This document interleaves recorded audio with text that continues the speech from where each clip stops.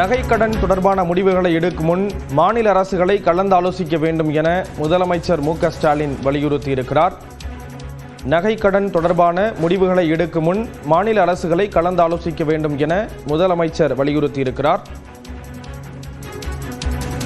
இது தொடர்பான விவரங்களை வழங்குவதற்காக செய்தியாளர் அபினேஷ் இணைகிறார். அபினேஷ், விவரங்களை பகிர்ந்துக்கலாம்.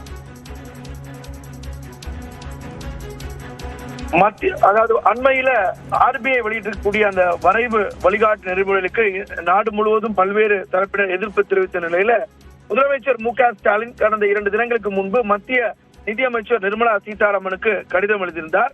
இந்த நிலையில மத்திய நிதியமைச்சர் ஆர்பிஐ அதாவது இந்திய ரிசர்வ் வங்கிக்கு 2 லட்சம் வரையிலான நகை கடன்களுக்கு கட்டுப்பாடுகளை தளர்த்தலாம் என்றும் ஆர்பிஐக்கு பரிந்துரை செய்திருக்கிறாங்க.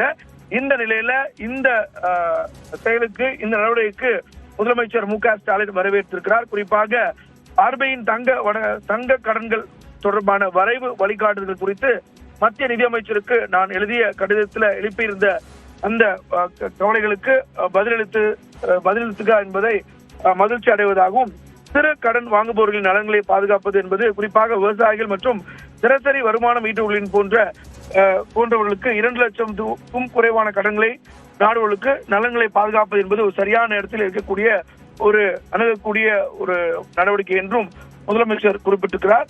இந்த பிரச்சனையில நேர்மறையான பரிசீலனைக்கு பாராட்டக்கூடிய வகையில ஏழை எளிய மக்களின் மீது இந்த தாக்கத்தை ஏற்படுத்தக்கூடிய இந்த கொள்கைகளுக்கு மாநிலங்களுடன் முன்கூட்டியே கலந்து ஆலோசனத்திற்கு பின்னர் எட்டப்பட வேண்டும் அப்படிங்கிறத குறிப்பிட்டிருக்கிறார். இது போன்ற மிக முக்கியமான நடவடிக்கைகளுக்கு எடுப்பதற்கு முன்பாக மாநில அரசுகளை கலந்து ஆலோசனத்திற்கு பிறகு இது போன்ற நடவடிக்கைகள் எடுக்க வேண்டும் என்றும் முதலமைச்சர் குறிப்பிட்டிருக்கிறார்.